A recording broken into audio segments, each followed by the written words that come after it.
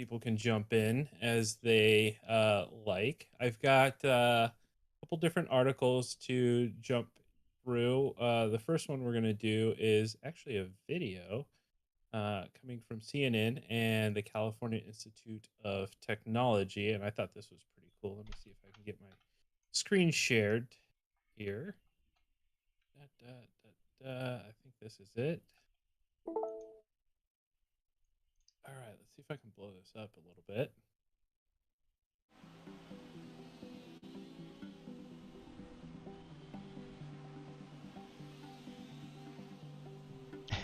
That's not very extreme.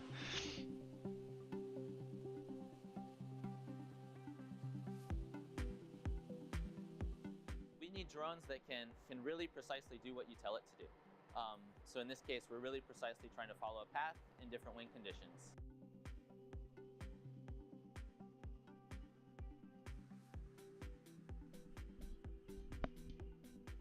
We do adaptation super fast. We do it like 50 hertz. That means we adapt the model every 20 milliseconds.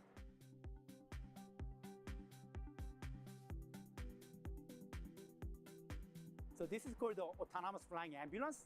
And thanks to our neural fly AI-based control method, basically we can send this flying ambulance to medevac the injured passengers from the traffic accidents. But we can make sure that this drone autonomous flying ambulance can land any weather conditions because of our neural fly method. How is that any different than like a PID controller tuned to make adjustments every 50 hertz? We can probably develop I think they're using deep learning. Make the air ride so more smoother, slightly different, and more AI. and so on, because it can actually handle these turbulent wind conditions better. And it's from Caltech, so it's cooler. Our long-term mission is we want to generalize this technique to not only quadrolators, to flying cars, to any area robots, such that they can like accurately, safely, like do complicated tasks. And in some cases, that's sort of what our PID controllers are trying to do. If there's an external force that pushes on it, it tries to right that as fast as possible.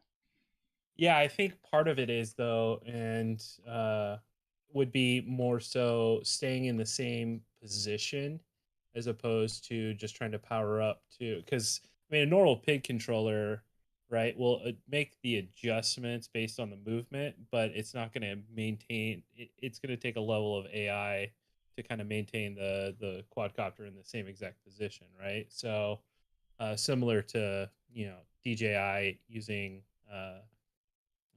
taking an image of the ground to kind of maintain its position, or doing kind of facial tracking. It takes a little bit of AI to accomplish that task. So I think a little bit different, and it's interesting how they're using deep learning to kind of adjust to train the software essentially. So I thought that was pretty cool.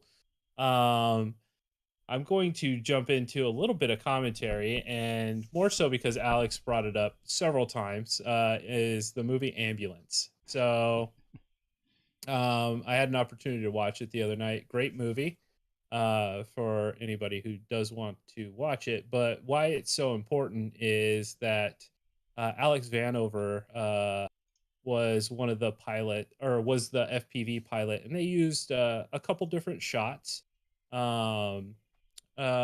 fairly early on in the movie. I don't remember seeing a whole lot towards the last half of the movie.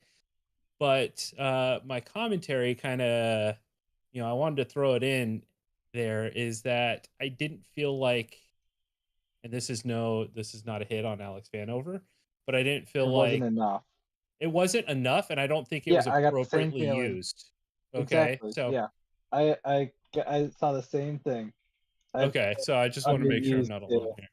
You're not So, alone. So I felt like they did the drop shots like Too many times. too many times, and the shot where the drone went under the police car I thought was cool. But didn't fit in.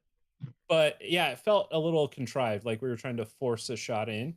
And compared to a movie like Red Notice, which I watched a couple months back, I felt like the FPV elements were a little more useful to the story and a lot of the action scenes in there. So Agreed. just throwing it out there, and it's not again, it's not a commentary of Vanover versus Johnny FPV, being the two pilots that did the two movies, but more so as I think the movie industry is still learning how to Figuring out how to utilize use it. FPV. Yeah.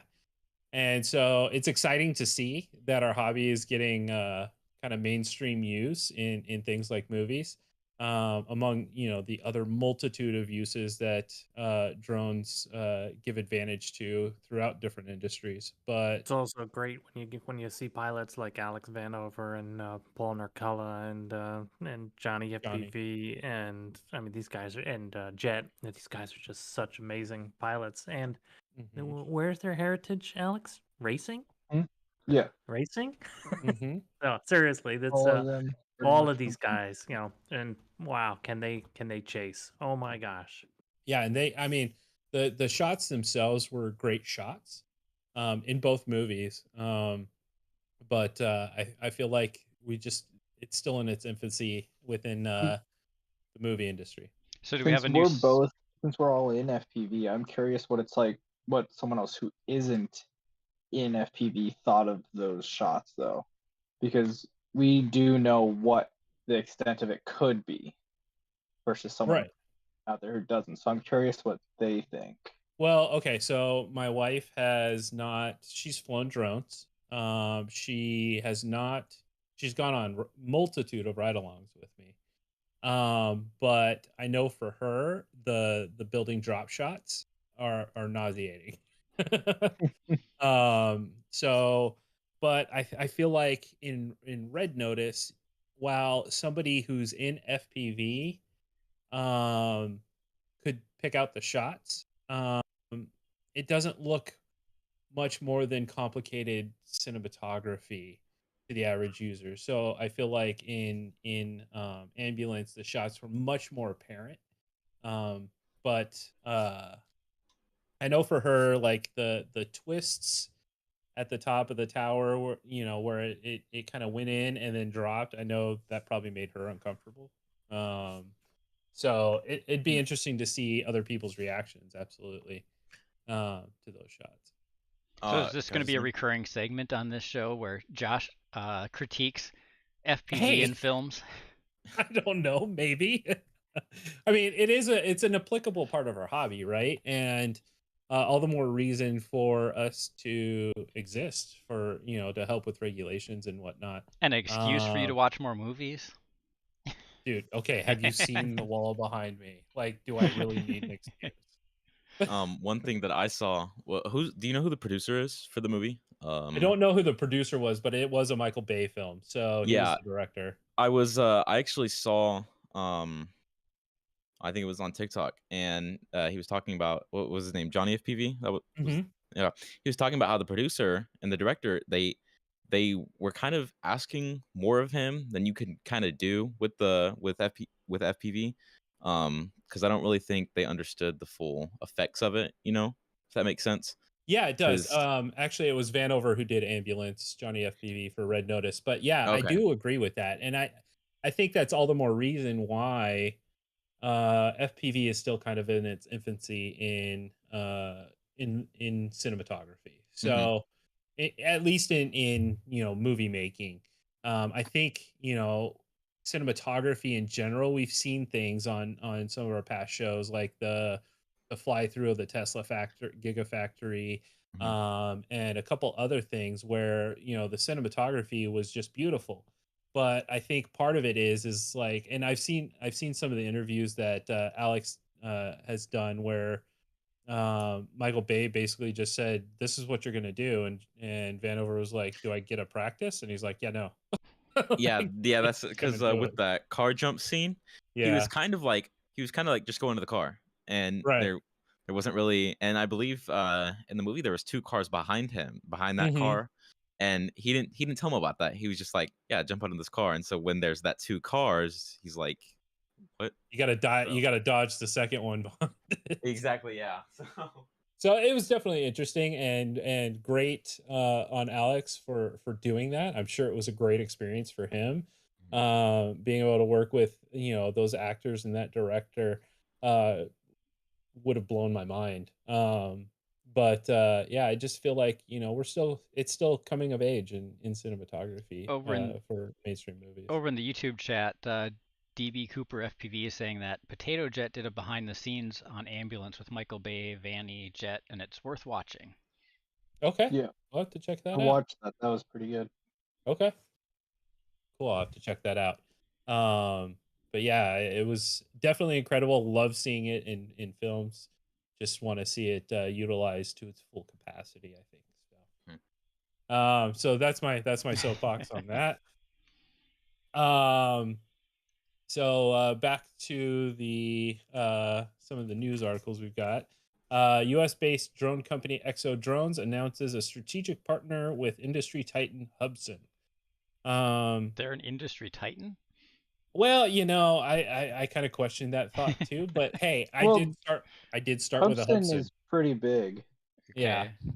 I know a I lot of might people have a started lot. with them, but I haven't heard much of them in a long time. Yeah, I mean, I think they just stay small. well, no, they actually do go No. big. Hubsans Yeah, do go they pretty make big. some ones with actual 4K gimbals on them as well. Yeah, and so I mean, they're not small. I mean, my first one was small. It was a little 107, right? But it says the consumer and commercial drone market has experienced exponential growth in recent years, with some projections such as those from Goldman Sachs Research estimating a market size surpassing 100 billion in the near future.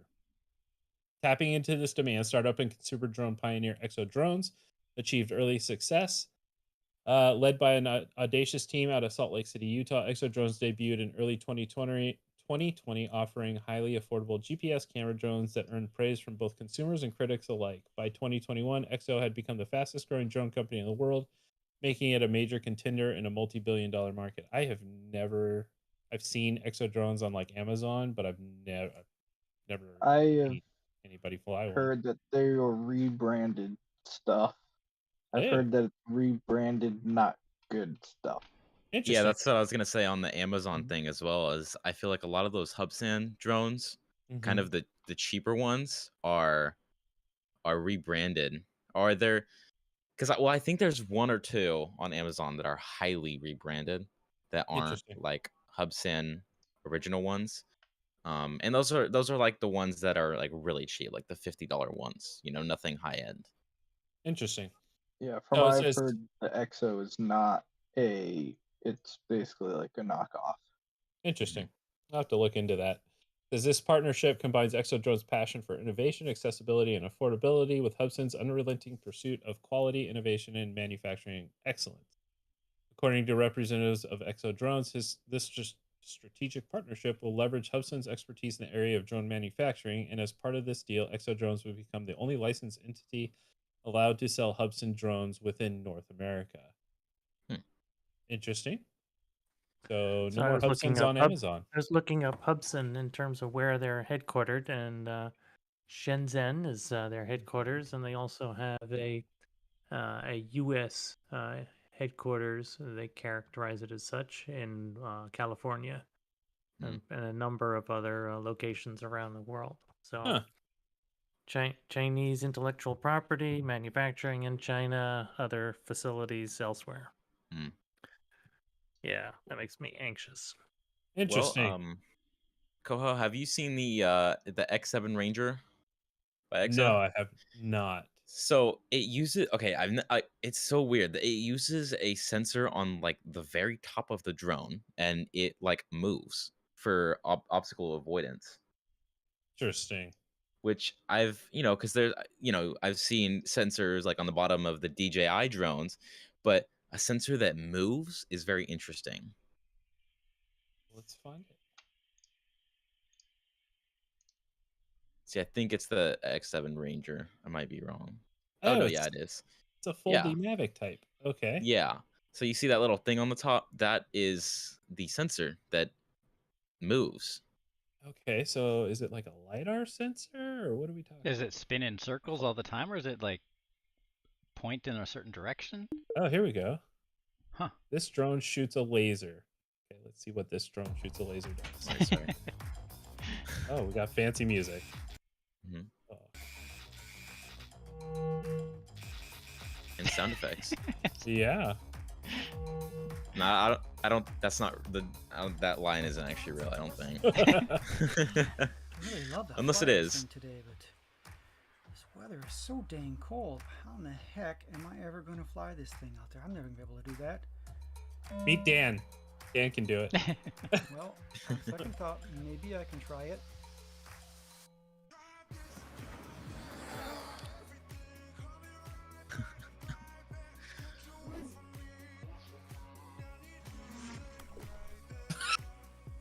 Seriously. That's interesting. Yeah. So this guy, Alien Drones, must have done a review of it, and then they put it on their website. Yeah. All right, guys. Thanks for stopping. All right. So let's see. Level 6 wind resistance. 360-degree obstacle. Yeah, that's what it was. The 360 degree. You might have to go onto their like homepage, and then see. There you go. There's the X Ranger Plus. Go to shop now, maybe not buy now, but shop now. Or learn more. Oh yeah, learn where more you maybe. see- Learn more. Okay. Okay, here we go. So 360-degree obstacle avoidance is optional. It's got a optional? 4K camera, 25-minute flight time, 20-mile-per-hour wind resistance, GPS smart mode. Okay, so Oh, there you go. venture safely by snapping on the Exo Laser Obstacle Avoider. Enjoy 360-degree collision avoidance so you can focus less on the surroundings and more on the flying. It's a unique solution, I guess. But also at the same time, it's how close does an object have to be of avoidance? Because if it's if it's a laser, I mean theoretically, if it's a powerful one, it'll go on for a while. So how far does it have to Right. be? Well, and it's you got to know? be pointed at the object to see Well, it. it's probably LiDAR. Yeah, that too. So if it moves really quick and it's literally just moving out of the way, well then you I just suspect crash into it may be one of these VL 53 L1X sensors where it senses up to like 4 meters, because it can't be that expensive of a sensor, right? Right. Yeah, So, So I I'm mean, imagining it's a cheap laser rangefinder, and they're just spinning it in different directions. They're using the word I mean- laser to get attention. Yeah. the hard part is Well- like if it's only one laser, right? So it's only sampling one point among how many different points, right? Versus a lot of like DJI and other companies are let's say DJI is using basically sonar, right? Oh, dude. For obstacle avoidance. Sorry. And then you've got, which is sampling a wider field. And then you've got Skydio, who's basically going Tesla's approach and utilizing cameras for obstacle avoidance. So just a thought in between. Coho, I want to say one thing. So we're looking at exo drones, and we're talking about exo drones. And my stepmom, who I don't know where she is in the house, she just texted me a screenshot of her Instagram with an Exotech Drones ad. And she wanted to say that. I found that funny. She said WTF, and I gotta go explain Somebody's to her phone is listening. That's hilarious. Facebook. Creepy. Yeah, this is really interesting to see all the Yeah, different- because it's because I forget Instagram's meta now. Yeah, exactly. So interesting, definitely interesting. So What did Bits Bytes have to say there? I was just gonna say it's really interesting seeing all these different companies are using all these different methods of obstacle avoidance. Well, absolutely, and I think part of it is there's different advantages to each type, right? So like a simple LiDAR like this is great for sampling 360 degrees, whereas sonar is very directional, right? And Skydio's approach is utilizing a multitude of cameras on their drone. I mean, I think there's 6 or 8 cameras on a Skydio 2. Not even counting the actual camera on the front, just obstacle avoidance cameras. So different advantages, I'm sure, of each. Skydio is definitely using more so an AI deep learning, NVIDIA chip processing kind of tech, whereas DJI is using, I would assume simple algorithms utilizing, sonar. But one of the good companies to take a look at is Iris Automation. Their a buddy is the CEO of the company. He participated in the BVLOS ARC, and their company has they sell detect and avoid technology to enterprise level drone companies, and so they're trying to work with a variety of companies and gain airworthiness and FAA approval. And they've gotten several approvals recently, but the technology that they're using is very cool, and it's a multitude of technologies, just as you were saying, Josh. So it's as DJI has done, and this is next step up. And what they're trying to satisfy is clear requirements of the FAA, which is pretty brutal. 2,000 feet. All right, so we've got an X07 Ranger for $269. Definitely affordable. With a $50 LiDAR obstacle avoidance. Oh, hey, you get a travel bag with it as well. That's cool. Yeah, hey, so questionable. I mean, if they depending on, I guess the more market share you do, the cheaper you can go with your drones, but who knows? Well, also look if you look down at the bottom, free delivery via Amazon Prime. Right. Do they deliver it via So drone? I guess. Did y'all see that Walmart's doing that? Hey, I actually have an article on that. Oh, cool. Coming up. Actually, we'll just skip right over to that, and I'll just move it over in the queue. I will for sure be trying it if it's available in my area. I am in Texas, so I believe that's one of the things. And I'm going to expand to Texas, and their initial waiver was granted for an enormous chunk of Arkansas was surrounding their headquarters in Bentonville. Arizona. I'm going to be trying it too. So this comes from Aviation Today. Drone Up has announced this week that its delivery operations with Walmart will expand to 34 sites by the end of the year. The delivery network will include Arizona, Florida, Texas, Utah, and Virginia, in addition to Arkansas, giving access to drone delivery services to 4 million households in the United States. Founder and CEO of Drone Up, Tom Walker, described this as the largest rollout of drone delivery services in the United States. It's also going to be an opportunity to drive further user adoption by moving into new communities, and also being able to leverage the platforms that we'll be using in those hubs to support the local communities through additional drone services.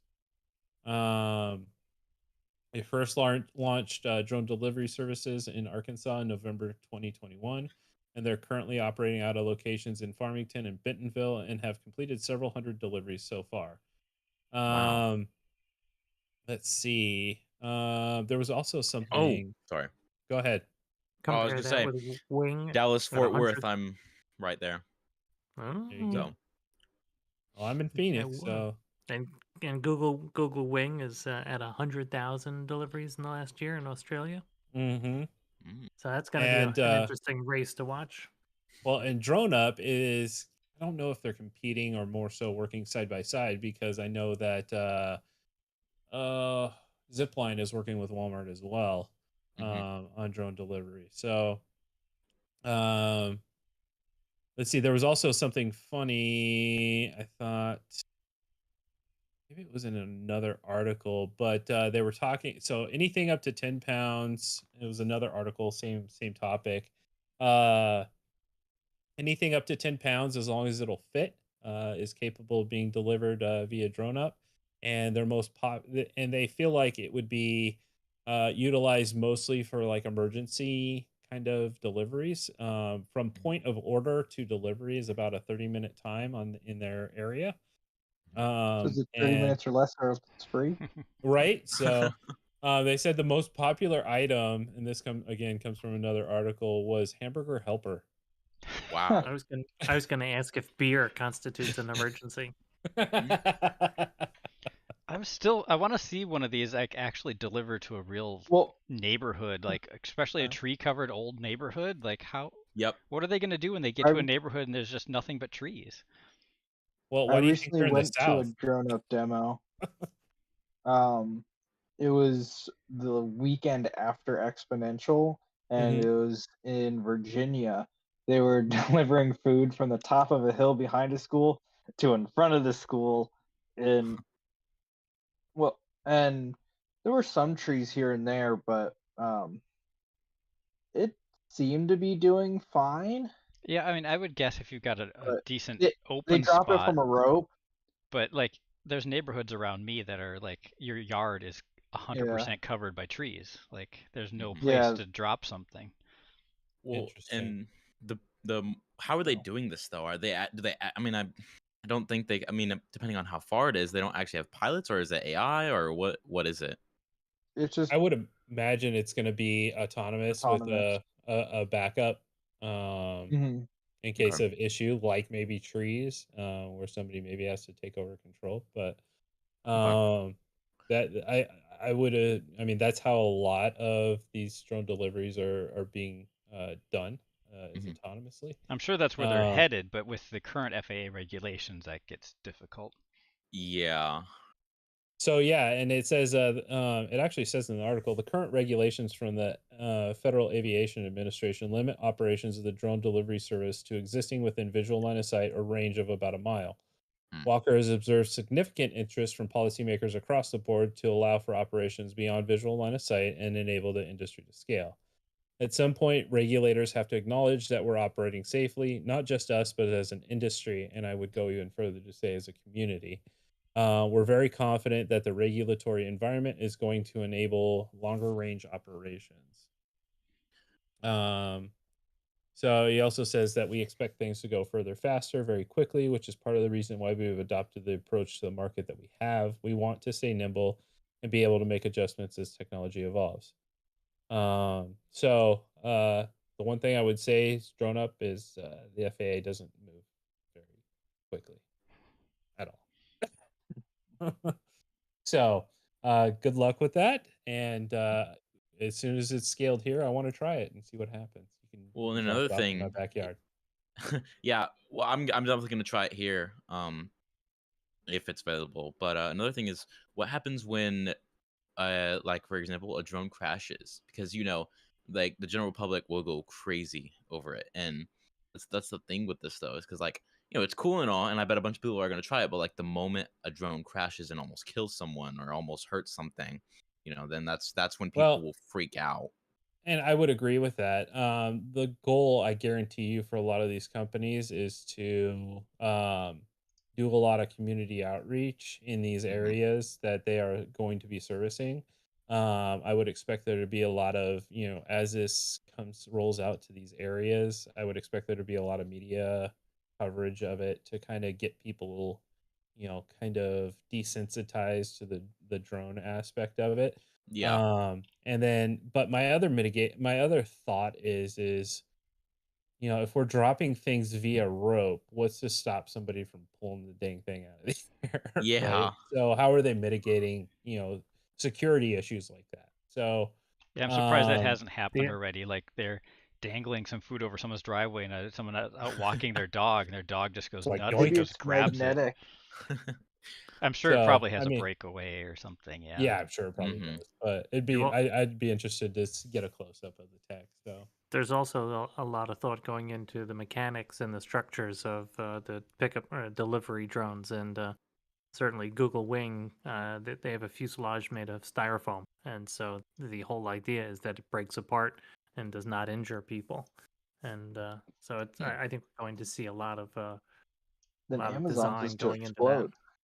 well, I was about to say if we want to do some crash reconstruction, I mean, let's reach out to Amazon because apparently they're Yeah. struggling a little bit over there. So We've got some expertise sorry, in that Jeff. area.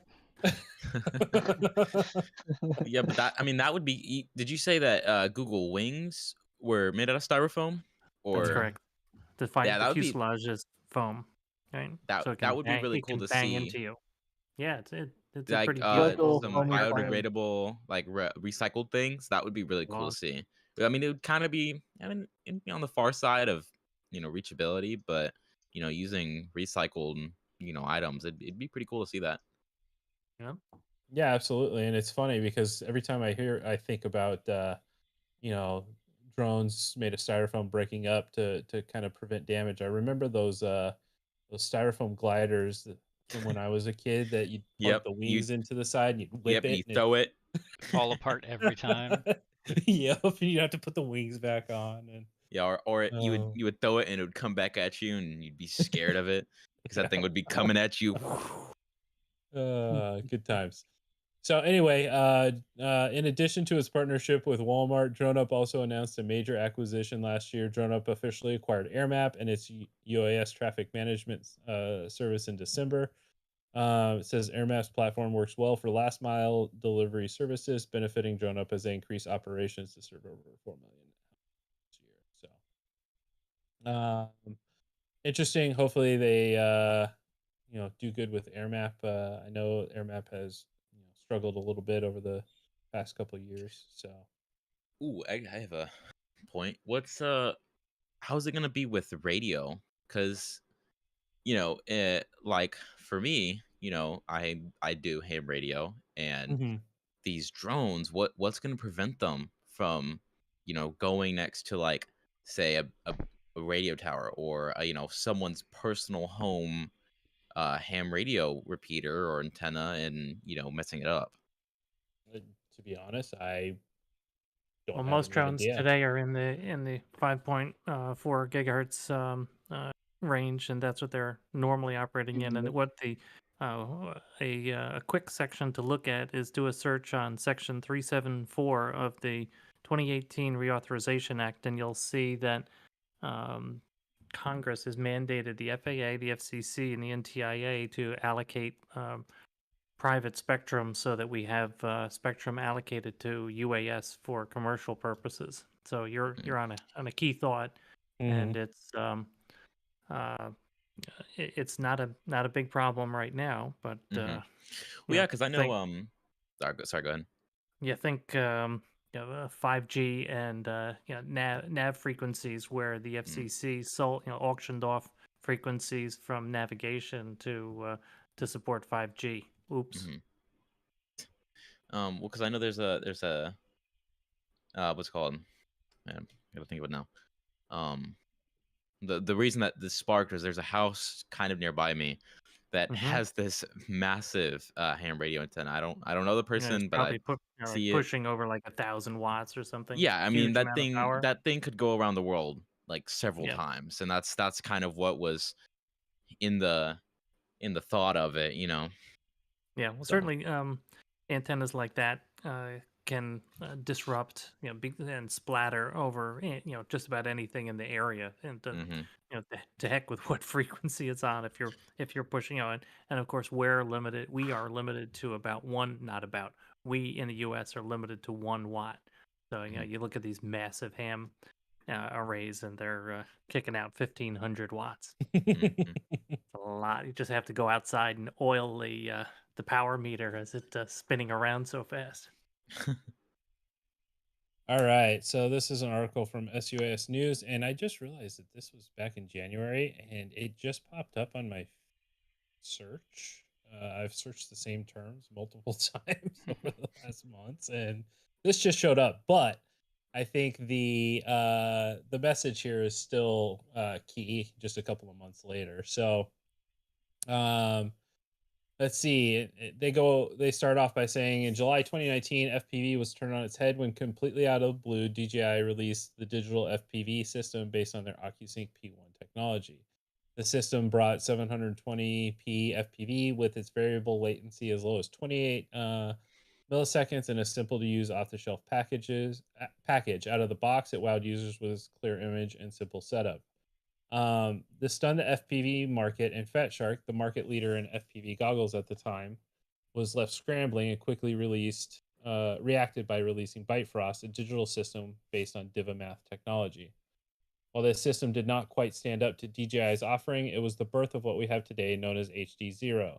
Originally sold as Sharkbite under the Fat Shark brand, HD0 is a 720p fixed near real time latency digital FPV system that's ideal for racing. While the system had a slow start under the Sharkbite brand in 2021, has been a year of massive improvement and expansion for the HD0 system, with Divimath taking the lead on marketing and development. There have been lots of improvements with the system now comprising of 5 VTXs and new cameras from RunCam and Foxeer. There's also promise of a new high-power VTX and 3 new receiver modules in 2022. So obviously that's aged a little bit, but yeah, their 1 watt VTX is out, shipped, Yep. and got one.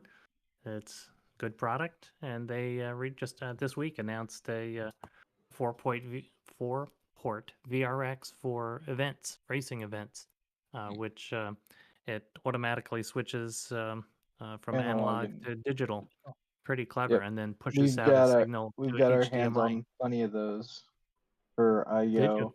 For Oh yeah, IO? we knew We multi GP.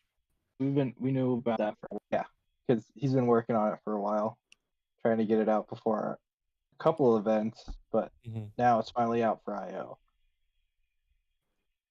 So they go on to say, what is stark is the change in the development of both systems, and this is the part where I can agree with.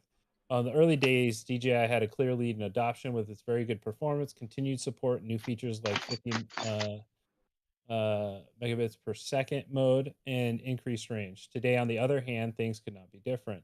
The system has seen no new features in over a year. Annoying issues and firmware bugs remain unfixed, and important new features such as canvas mode, discussed by DJI's partners, are nowhere to be seen. While the system has had new cameras released by third parties like Caddx and RunCam, the overall system seems to have fallen into DJI's usual later stages of its product life cycles, which we have seen time and time again, where they slowly fade before being made end of life or replaced altogether. On the other hand, things at Divimath and HD0 could not be different. In 2021, the system won the multi-GP with Evan Turner. They're embracing and communicating with the FPV community through social media, and the development is in full swing. Today, HD0 is growing from strength to strength and building a loyal customer base that not only wants to support the company, but also feels they are buying into a product that has future. And I think this is part of, I think why HD0 is kind of, winning a lot of community supporters, is they are reaching out to the community. They are asking what features they want to see. They're asking for advice on, layout on their goggles and whatnot. And they're just really diving into full support, full community support. And I think that's where the difference between DJI and HD0 really is. And even to include maybe Fat Shark to a point, there's been a lot of community feedback over the years that I've been in the hobby that just kind of just gets swept under the rug a lot of times. So, and I will say I haven't had a chance to, look at, see, or try the new goggle from Fat Shark. I'm sure very few people have, but it's going to be interesting to see how the goggle wars kind of play out, right? And the video system wars kind of play out. And I don't see DJI sustaining long term within the actual kind of elite FPV community.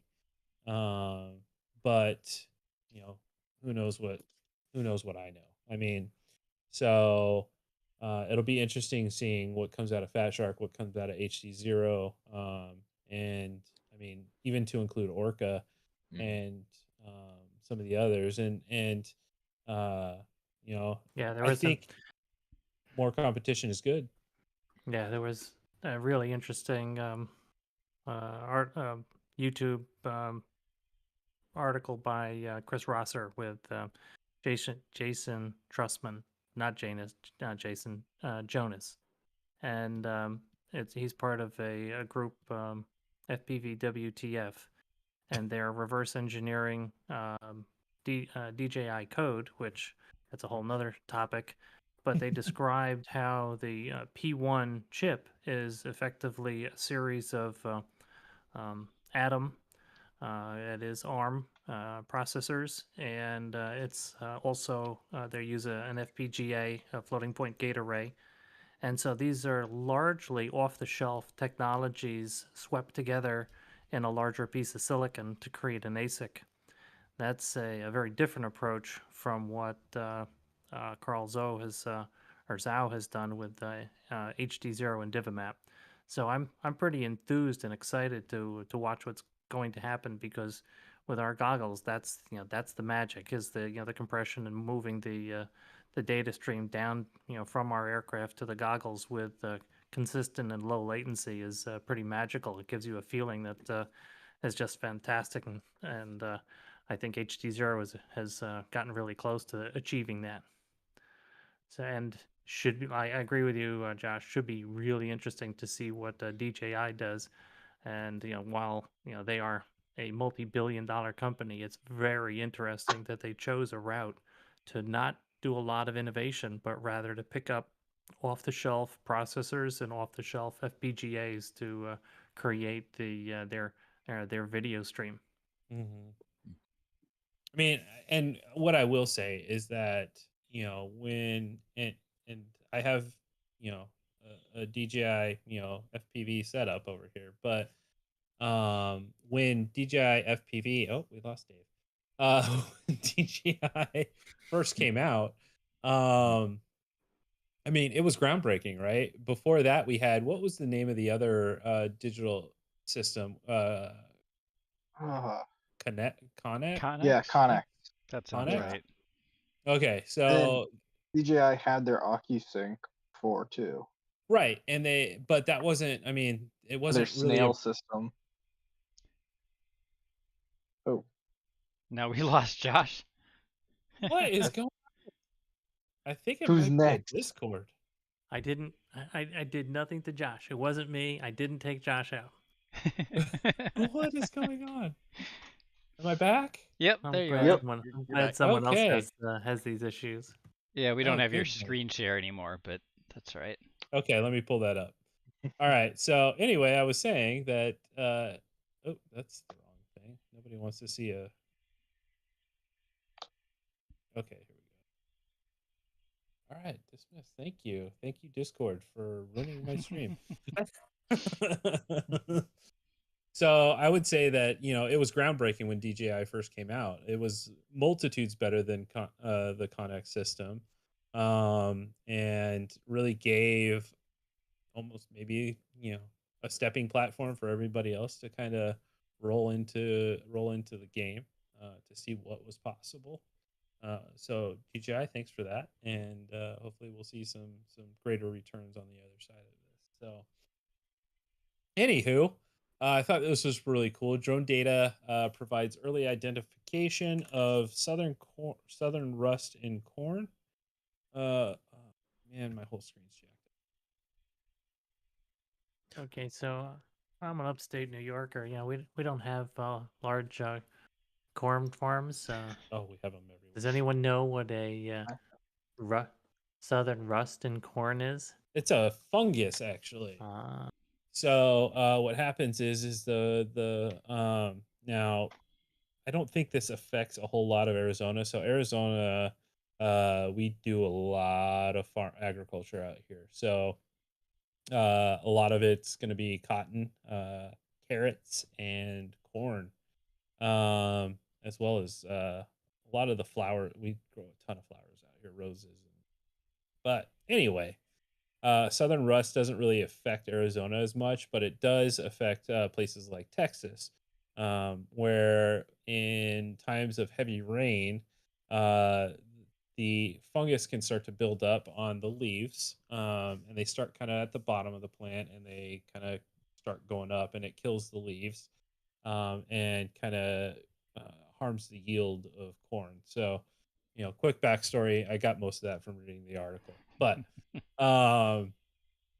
at any rate, the cool part is using drones. Southern rust produces orange powdery leaf spots. Severe infection results in leaf death and premature plant senescence, which is basically ruins the yield. spores of this pathogen will be blown into the southern U.S. from tropical areas of North America, and in wetter years can become a problem here in Texas. We found some visual markers scored by drones that allowed us to predict this disease before it could be seen from the eye. So the whole point of, I like the ads. Exo. Oh God, help me!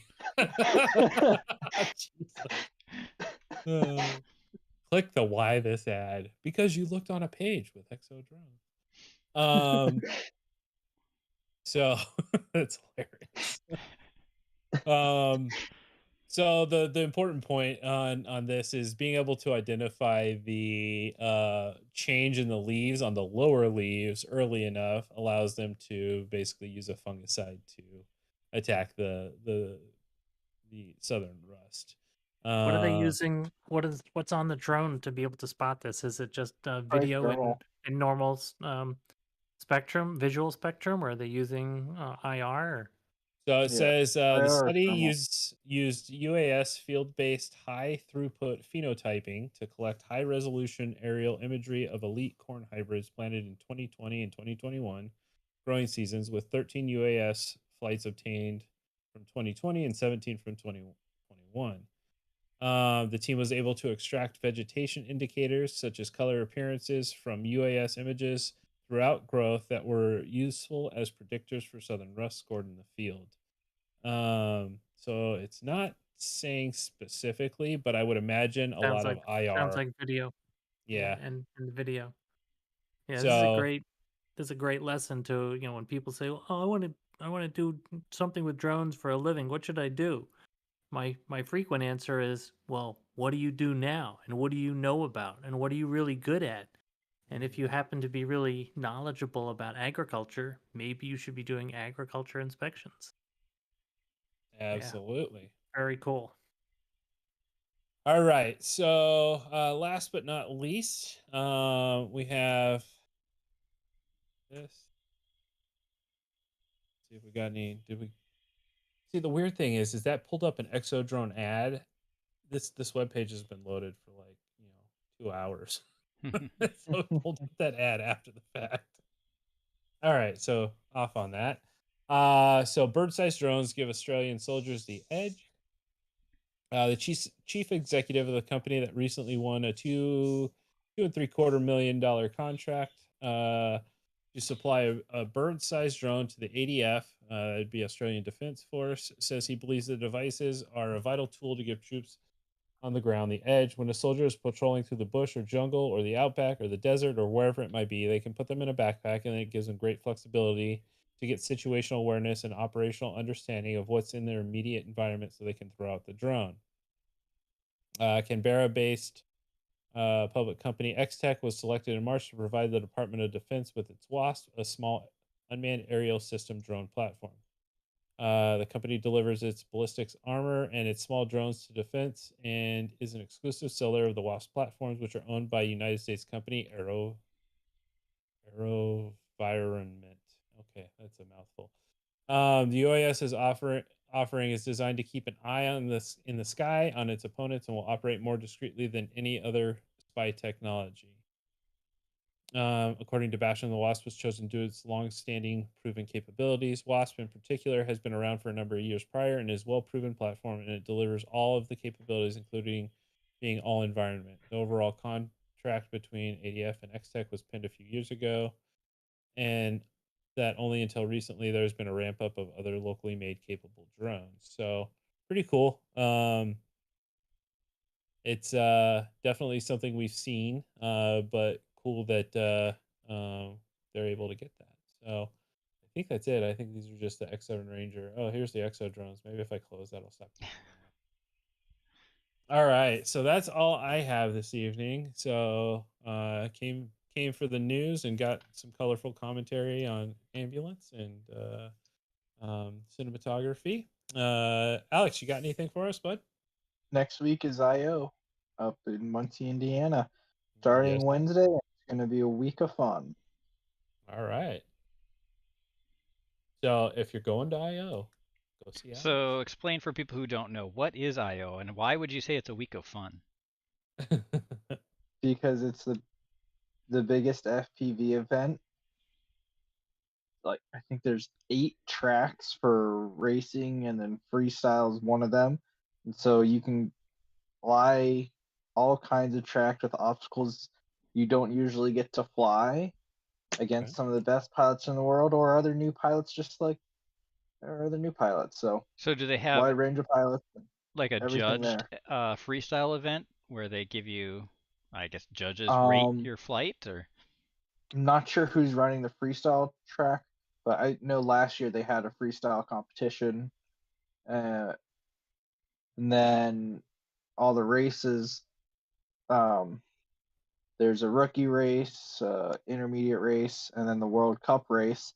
This year we have Min Chan going to IO this Nice. year, Nice. so he'll be there. And then there's going to be a team race, so I think 16 teams competing. That's cool. Are you competing, Alex? I'll probably fly the intermediate and World Cup track, but I'm not sure how much flying I will be doing. I'm mostly going to be help volunteering and stuff like that. Nice. But I'll definitely fly some stuff. Good time. All right, so we've got IO next week. We've got Flight Fest coming up at the end of this month that Dave and I are going to be at. So that'll be a good time as well. 23 through 26 June. Yep. So in Malvern, Ohio. Yep. So that'll be a lot of fun. Don't forget Drone Safety Awareness Day. Yeah. Yeah, we've gone from good call. Drone Safety Month to Drone Safety Week to Drone Safety Day. So June 18, maybe drones aren't that dangerous. Yeah, well, you know, I mean, you go. Obviously we're not dedicating a ton of time to it, so I mean, must be not that big. And speaking of that, the perfect segue about the Drone Safety Team Aviation Safety Reporting System. Oh yes. So let's start with a quick explanation. So I don't know, maybe about a year ago we talked about the ARS system, right? And this is a system that is created by NASA and has been in use for full-size aircraft pilots to report any kind of issues they may have had anonymously. And I think the idea is if you get enough anonymous reports, they can say, oh, this model of aircraft generally has this same sort of a problem. Maybe we'll let the manufacturer know, they can look into it and fix it. Right. So about a year ago, they rolled this out for UAS, right? So the form is approximately half hour to 45 minutes to actually fill out, and includes a lot of information that may or may not be necessary, and in general is just a hindrance to fill out. So with knowing that kind of backstory and understand that if you fill something out, it's supposed to be completely anonymous. The information goes to NASA. They kind of tear through the data, pull out any kind of personal identifying information, and then submit the report to the FAA. So Dave, it being out for a year, how many actual fill outs of the complete forms have we received, or have they received? 209. Okay, and how many of those are recreational? 7. There's only been 7 drone accidents in the past year. No, these are not accidents. Not drone reports. These are only incidents. Incidents. Right. So that represents 0.0002%. And in general aviation, there are 1,320 a month reports, so incidents a month, and that equates to approximately 0.88 or almost 1% of the population. So of course, you don't want to get 100% population, because that would say that everyone's having incidents and everyone's reporting. So if so there's somewhere a golden number in there somewhere. But if there's a relationship that this is working with general aviation, 1% might be a good number. And of course, the ASRS for general aviation was very valuable, and we were losing lives. So critically important. So now we are faced with drones, which still have 0 fatalities from electric multicopters. And so we're working with the drone safety team, and I'm leading the ad hoc committee on recommendations for the ASRS for UAS. And so that's one of the things we're working on. The other is that we're likely to request an extension for the AAC, Advanced Aviation, Advanced Advisory AAAC Committee. Advisory Committee. Thank you, Alex. Tasking Group 13, which has to do with AAM, Advanced Air Mobility, and that's the FAA wrote a framework, asked us to comment on it. My team got comments in on time. A couple other folks felt they needed more time, so we'll be likely requesting an extension.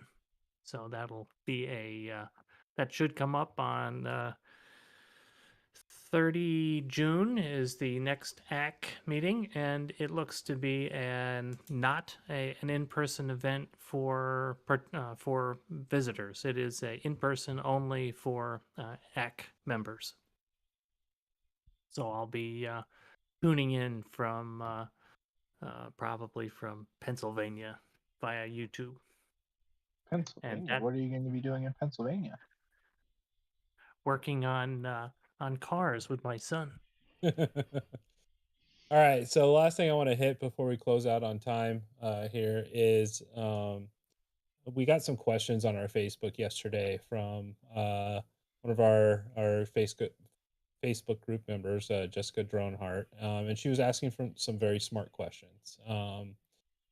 September is coming up, and for those of you who don't know what the significance of September is it's the point in time at which standard remote ID for any drone sold for use in the United States, drone UAS system, I should say, sold for use in the United States will be required to have standard remote ID. And standard remote ID is basically the drone comes built with remote ID included in the system. It's a 2-part system, part in the drone and part in the transmitter, and broadcasts both the position of the drone and the position of the operator, as well as some other information, speed, altitude of the drone, location, all that kind of good stuff. So for anybody who is selling a complete UAS system, and by complete UAS system, I'm talking things like a DJI Mavic, or a Skydio, or A a Hubsan. Unique, or a Hubsan, will be required to have remote ID. Drones. Now, currently, as far as I know, there are no remote ID systems that have been submitted and approved by the FAA. Correct. And this is a problem because we're looking at almost, if this doesn't get solved, we're looking at a complete almost UAS wall come September. So my hope is that a lot of these companies are looking at this, are working out their issues, and I'm sure they are. But there are some smaller companies who have questions about what this means for them. So I, second to that, UAS users, that being all of us, the FPV community, people who have older systems, that kind of stuff, can be grandfathered in come next September. We have another year and a half ish before we're required to put remote ID as users on our drones. And that could come in the form of flying a standard remote ID drone, or that could come in the form of a broadcast module. And again, as far as I know, no broadcast modules have been submitted nor approved to the FAA. So again, we're kind of at the same place. So now the difference for some of the smaller companies out there, if you're providing that complete UAS system, you're due in September. That's your due date. That's your deadline. So something needs to be figured out from there. And I say this because as somebody who appreciates both building drones and getting, ready to fly versions as well, this is going to be important to keep the flow of drones going to consumers, to be able to sell your product. Now, on the flip side, if you're supplying kits, things like almost ready to fly, something you buy off Get FPV or Flight Test or something where you have to build it, there's a little bit of a different story there.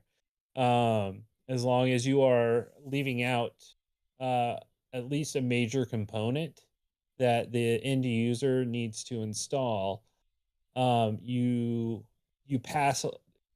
It sounds weird, but you pass that buck to the end user. Come up for when it comes time for them to utilize, because you're selling basically an amateur build kit. And a major missing component is not like a battery or propellers. It's going to be something that basically makes your drone a brick until it's installed. So that would be a control receiver, a flight controller, A motor. I think that's kind of pushing the boundary a little bit, but I would say, something A at the motor heart of the bell. aircraft. Again, pushing that boundary a little bit. I think that's But harder to get than the motor. the easiest thing is going to be that receiver, right? Or that receiver, because everybody, a lot of people fly different controls. Some people fly Spectrum, some people fly FR Sky, some people fly DJI, some people fly, whatever else. So I wonder what the Um, FAA would say to something like selling a bind Good and call. fly. The drone is all ready, but it doesn't come with the radio. So on its own, it can't fly until you combine it with a radio. I think you still. I mean, I would err on the side of caution. I mean, we can definitely reach out and ask that question, Is but it I would is it err the on this. UA or the UAS? Because if it's the UAS, then the radio would count. I think it's the If it's the UA. UA, Well, then the radio and that's wouldn't. where I would kind of err on the side of caution, is that you're leaving that major component off the UA, the unmanned aircraft itself. So just want to kind of, relay some of that information and some of the stuff that I talked to her about, as well as she asked some questions about FRIAs and when are those going to be approved, and kind of the process on that. And again, FAA CBOs. has not granted anybody the path to become a CBO. That could happen next So week. It could happen never. exactly. So, and the problem is that FRIAs can only be requested by CBOs and educational institutions. That is literally it. And so, if you're part of a school, you can probably try and start to request a FRIA. But again, we don't know exactly how to go about that yet. And So the FAA doesn't know how we would go about that yet either. So you no, can't just call them up exactly. and ask and say, "Oh, how do you go about this?" Because they can't tell you. Exactly. So everything's kind of at a standstill. So come September, Will be very interesting. will be very interesting, and come September next year is going to be even more interesting. So I just kind of wanted to have a real talk moment for anybody who sees who's listening, anybody who's going to see the video post us posting it up on YouTube. We've got some issues coming up, and a lot of them are going to be pinned at the feet of uh, the FAA primarily, and at the feet of companies who are trying to figure all this out. And at the same time, there's a significant amount of organizational churn in the FAA UAS integration office. Absolutely. They've just added a new deputy administrator, Abby Smith, is it? They have a new FAA administrator above the UAS office, but lots of changes in the UAS integration office. Which means, more importantly, that people are going to need to be spooled up. Exactly. And that creates a time sink. And as those people, and granted, they need to be spooled up, but as those people come into role, that creates a gap in which things are going to get accomplished. And in an organization that's already struggles to stay ahead of the curve, and I don't mean that in any offense, FAA. I just, it's slow. And that we're gonna see we're gonna hit that brick wall faster than you think. And I don't want to see that. And I don't want companies to be stuck. But it's going to create a revenue crisis amongst those companies if you cannot figure out standard remote ID in time. And I'm sure the giants in the field, your Skydios, your DJIs, have got it, scaled, figured out. Well, they still need it approved, But they have to get it approved, and we've not and it heard hasn't. nor seen anything. Right. Now, the ASTM standardization body is working on a means of compliance, but Yeah, again, it's submitted, but the MOC is not approved yet. Too. exactly. And So we're stuck there too. So Right. And basically what that means is that the ASTM created the means of compliance for other organizations to be able to use that means of compliance to produce either a standard remote ID or a broadcast module. And so it's basically they're doing the hard part for you, and then you just need to produce to match the means of compliance specifically. But without that standardization, without that document, everybody still in, who is relying on that is still stuck. So again, brick wall. So it's going to be a trying time.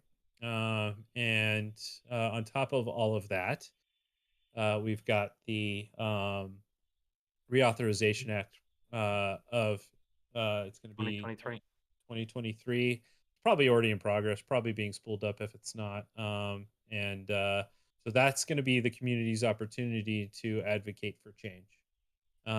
If there's something you don't like, I highly encourage you to reach out to your congressman. And if you've got a congressperson who is specifically on the aviation subcommittees, definitely reach out to them. So we'll be doing some work. And I know that some of our partners are going to be doing some work as well. But it's going to be an important project to advocate for some things. So I kind of want to end it on that note, just because it's an important note, and I don't want the community to be caught unawares again, because we were last time, and it was a bad deal. And it wasn't until remote ID that we were able to get the community engaged in at being that change that we're advocating for. So just tossing that out there. It is drop dead serious for our hobby, for our community, for our industry, for everything revolving around UAS and drones and whatnot. And that's to include model airplanes. So if you're an old guy like Dave who wants to fly those fixed wings, we need your help. It's vitally important. So to the companies out there, if you need to talk, reach out to us. We're happy to have those conversations. If you need to kind of hypothesize or theorize or figure out what part of the rules pertain to your business, let us know. We're happy to talk. So, but with that, I don't have anything else. Dave, you got anything? Nothing else. Great summary. Alex, Dan? No. All right. Well, with that, I will give you guys back the rest of your evening. Sorry for going 10 minutes over. 2 rants tonight. So, hey, there you go. You got your money's worth.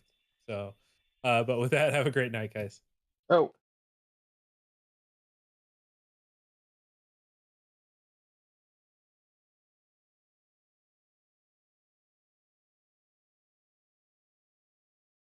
I don't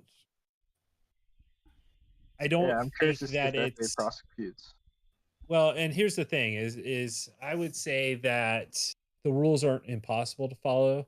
I just think I don't think people are taking it serious to a certain extent, and I also don't know what the FAA is going to do if they're going to, if I mean, what happens? What will the FAA do if nothing exists by the time the deadline comes? I mean, that's a valid question, right? So They might do the same thing that they did when they said you couldn't call air traffic control towers for approval, and you had to go through Lance or Drone Zone. well, and the problem with Or that is that they basically squash the ability to fly in controlled airspace for Mhm. about a month or two, right? I So think it was long. It's longer than that in some areas. It was longer than that in some yeah, places. and so I mean, I don't know. I don't know if they'll push back their deadline or And not. I don't know if and they can. with remote ID, they in the FAA's defense, they could say, well, we had this finalized in January of 2021, and we gave 2 years of lead time to for industry to comply. And of course, we'd look at the ADSB, which took 10 years. But so it's a great question, Mhm. and I think it's our view has been that any unreasonable regulation will be met with large scale non-compliance. Yes. So we will, people will, if Skydio and DJI and Parrot and other large manufacturers, Hubsan, don't have standard remote ID shipping in September, that could get tricky for them because as a larger enterprise, you don't want to, you know, you know, skirt regulations. Yeah, we'll have to Smaller see. Are they companies going to start building getting fined if they are shipping those products? it's all civil, so that would be I the think it'll be the in the mechanism. court. Yeah, Mhm. take them to court and then civil fines. But for smaller firms who are doing BNFs, I'd be amazed if and disappointed if the FAA went after small companies. It's gonna be an interesting time. I don't. I definitely hope that we have it figured out. I just not.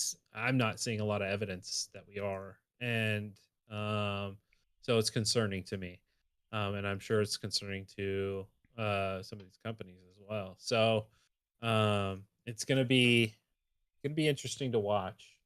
Um, and luckily users, the end users, that's us, get a little bit of extra time to be compliant, but I don't know.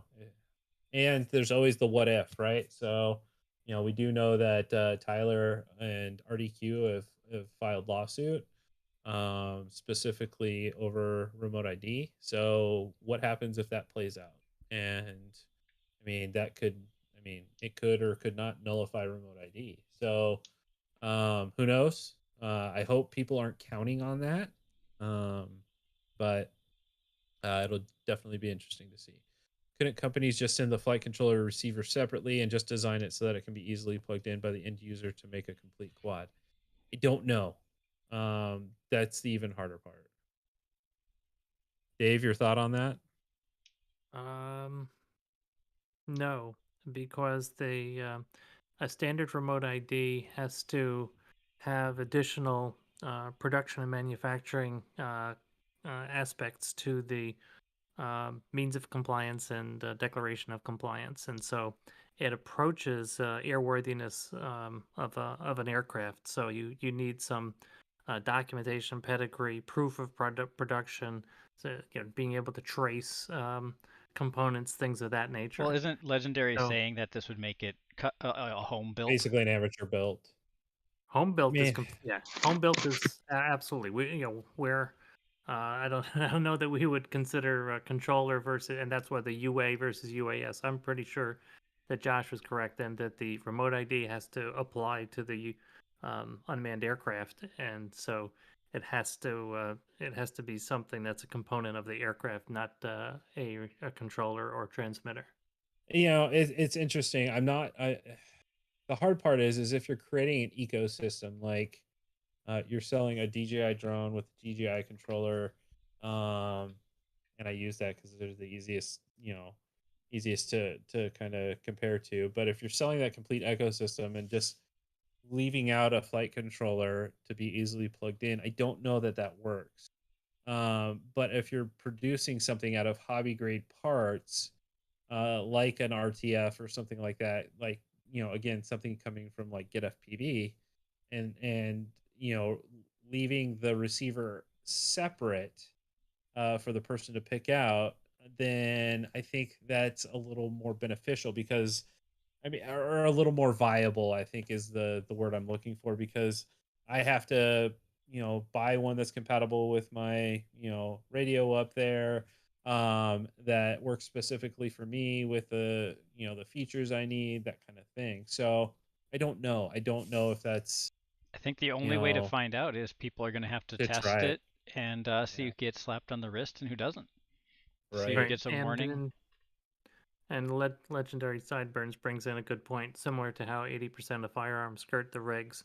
And so we looked into that, and the FAA in 2019 had some proposed rules and regs that had a percentage content, and happily they tossed that out, and that was in Yes. the remote ID Yep. from the NPRM to the final rule. They got rid of Yeah. that, so thank goodness for that.